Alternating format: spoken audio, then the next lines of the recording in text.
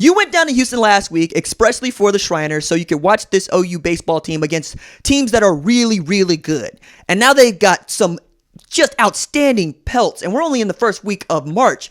Arkansas, they got a W. LSU, they got a W. Dallas Baptist, they got a W. And oh, by the way, the first no-hitter thrown by an OU pitcher since 1989. Go ahead and throw this out there. I don't think you were born in 89. Were you, Kennedy? I was not. 96. That's my date line for sure. Yeah, man. 87. You, man, that was incredible what I watched down there on Sunday. I mean, especially because going into that, LSU looked like a really good baseball team.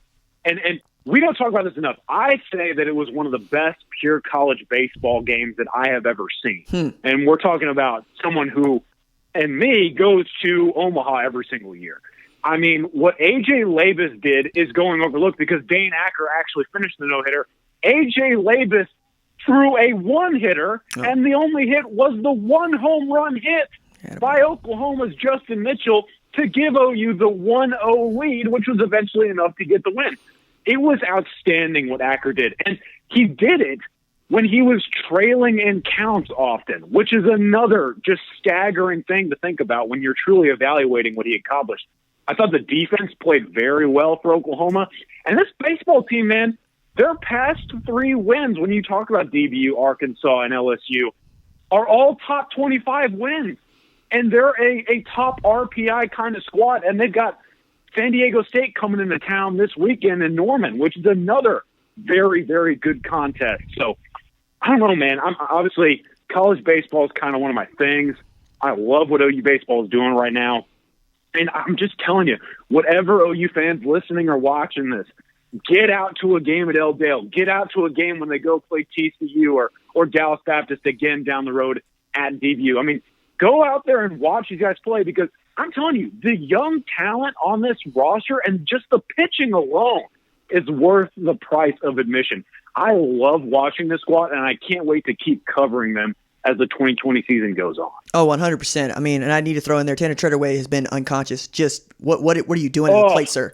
Like what like I'm looking at the stats, because I'm obviously not watching the games. You're doing that for OUI, and I'm reading your reports, and I'm watching what I can on television because there was I want to say I watched part of the Shriners game where they played LSU because I'm obviously, LSU won baseball, but also LSU, and I'm going, this dude is just raking.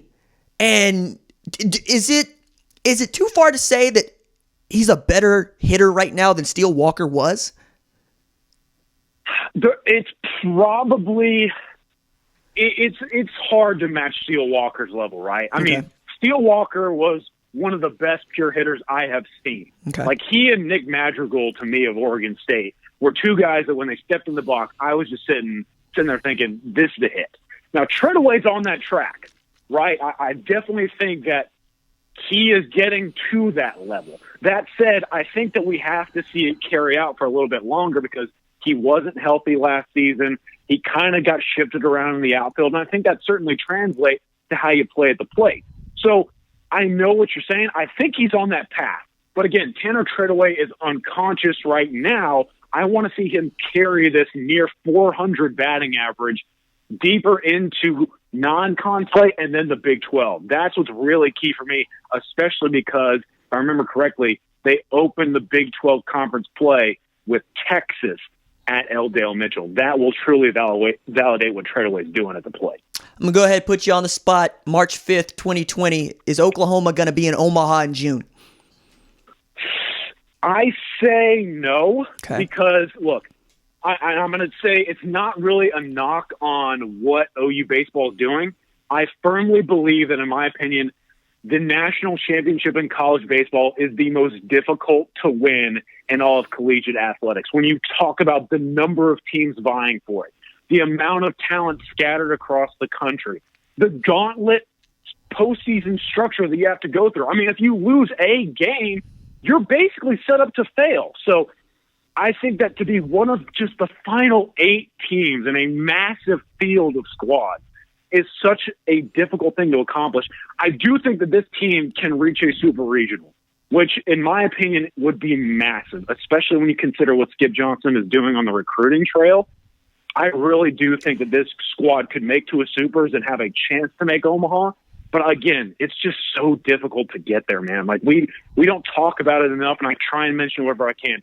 Getting to Omaha is an accomplishment in and of itself, and I don't see them getting there right now. But I'm going to tell you right now, 2 years down the road, when Peyton Graham, Kendall Pettis, Connor Beekler, Logan Kohler, Jake Bennett, Christian Rubeck, when all of those young freshmen are juniors, verge of the MLB draft eligibility, I think OU's got a shot to get to that Final Eight. I think those guys are freaks of nature, so look for that to be the time to make it.